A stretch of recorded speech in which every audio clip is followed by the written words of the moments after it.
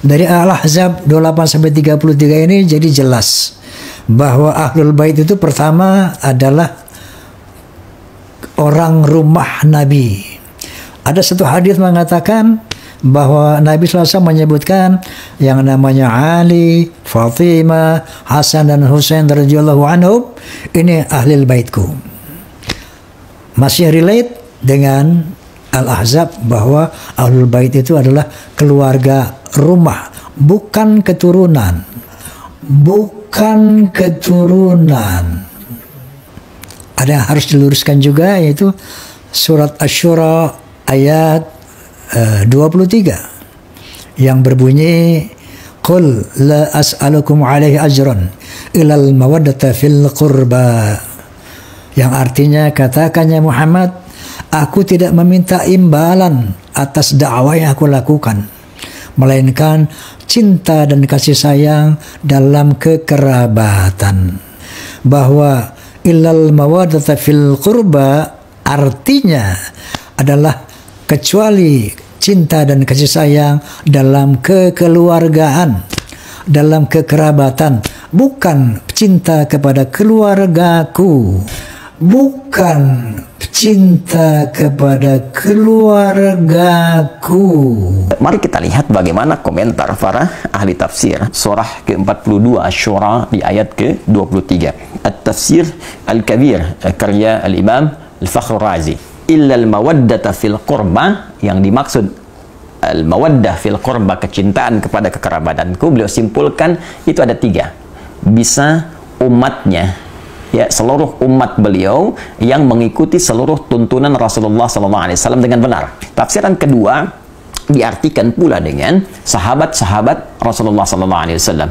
Nah, tapi yang paling menarik ada yang ketiga, dan ini menempati level yang tertinggi, yaitu langsung keluarga besar keturunan Rasulullah SAW. Baik ya, semua tersambung dari Al-Hasan ataupun Al-Husain ridwanullahu alaihima, yang keduanya tentunya tersambung kepada Sayyidah Fatimah Az-Zahra, ya, putri Rasulullah SAW, istri dari sahabat mulia Ali bin Abi Thalib karramahullahu wajhah. Pemilik tafsir Al-Kasyaf Az-Zamakhsyari menyampaikan sebuah riwayat, annahu lamma nazalat hadhil ayah, tatkala turunnya ayat ini, illal mawaddata fil qurba, kemudian kila, dikatakan kepada Rasulullah SAW, ya Rasulullah, wa ya Rasulullah, man qarabatuka haula'il ladzina wajabat alaina mawaddatuhum. Ditanyakan kepada Rasulullah ketika ayat ini turun, ya Rasulullah, siapakah yang dimaksud kerabatmu itu yang wajib bagi kami ini menyayangi mereka, mencintai mereka? Maka apa jawab Nabi? Faqala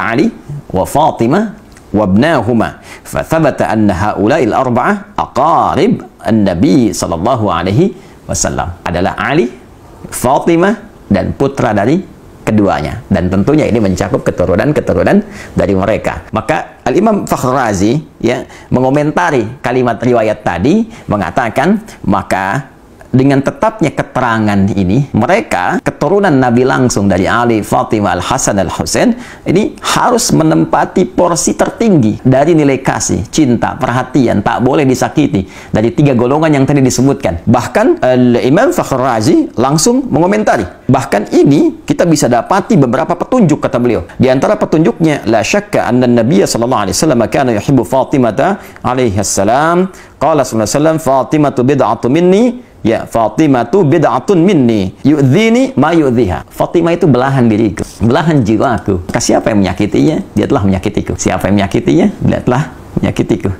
Dan bukankah keturunan dari Fatimah Az-Zahra belahan dari jiwa beliau juga? Bukankah Al-Hasan putra beliau, Al-Husain putra beliau, tentu itu belahan jiwanya.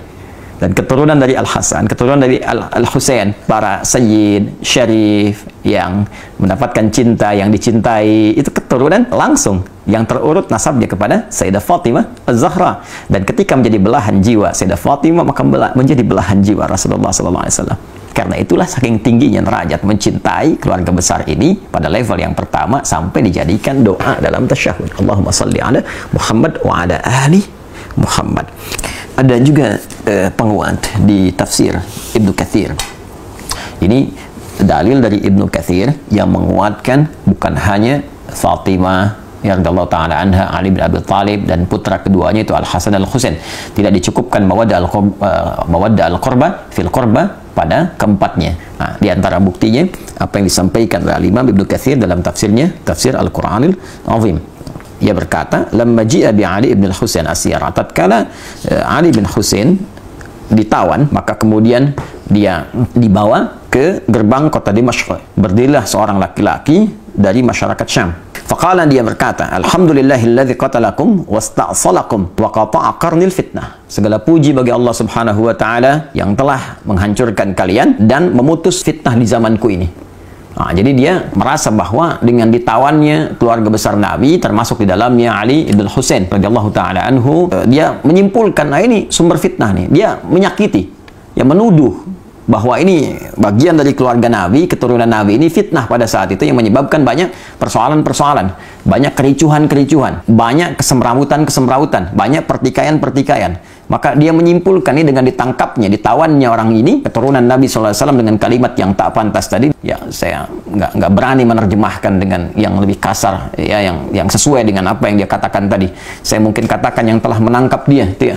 Kemudian dan menghilangkan fitnah di zamanku ini. Faqala lahu Ali bin Husain. Maka Ali bin Husain berkata, "Kamu ini baca Quran nggak?" Laki-laki itu berkata, menjawab, "Na'am, ya." "Aqra'ta ala Hamim?" Apa engkau pernah membaca tentang surat di dalamnya ada keluarga besar Hamim? Qala qara'tul Quran. Dia menjawab, "Aku membaca Al-Quran, walam aqra' ala Hamim." Tapi aku nggak pernah baca Al Hamim. Ada keluarga di situ yang diutamakan. Siapa keluarga itu? Maka dijawab oleh Ali bin Husain, "Qala ma qara'ta." Apakah engkau enggak baca? Di ayat 23 tadi, "Qul la as'alukum alaihi ajran illa al-mawaddata fil qurba." Katakan Muhammad SAW, aku tidak meminta kepada kalian satu upah pun, satu materi pun, kecuali rasa cinta, rasa hormat kepada keluarga keturunan Rasulullah SAW. Qala, maka orang itu berkata, apakah kalian itu termasuk golongan mereka, keluarga Nabi SAW? Qala, na'am. Maka Ali bin Husain berkata, ya, kami termasuk golongan itu. Maka setelah mengetahui itu, dia terdiam dan tidak banyak berkomentar lagi dan mengoreksi dirinya, sehingga dia menyadari kesalahan-kesalahan yang dimaksudkan. Maka dijawablah kemudian oleh Amr bin Shu'aib, yang dimaksud di ayat ini spesifik, maksudnya adalah kerabat Nabi SAW. Jadi bila kita punya keluarga saja kita jaga, kita sayangi, maka demikian Rasulullah menjaga, menyayangi keluarga besarnya, termasuk keturunan-keturunannya. Karena itulah di dalam bahasa Arab, orang yang dicintai disebut dengan mahbub, mahbubun. Orang yang mencintai disebut dengan muhibbun. Kalau kita ingin satukan keduanya, mencintai dan dicintai, maka kalimatnya berubah menjadi habibun. Habib, orang yang dicintai, ya, orang yang sekaligus mencintai. Maka seringkali keturunan-keturunan Rasulullah itu disebut dengan habib, untuk memberikan kesan bahwa keturunan-keturunan Nabi mesti menjaga nilai mawaddah yang diturunkan langsung oleh Rasulullah dengan banyak melahirkan cinta kasih pada sesama, baik dalam bentuk amar ma'ruf ataupun nahi mungkar.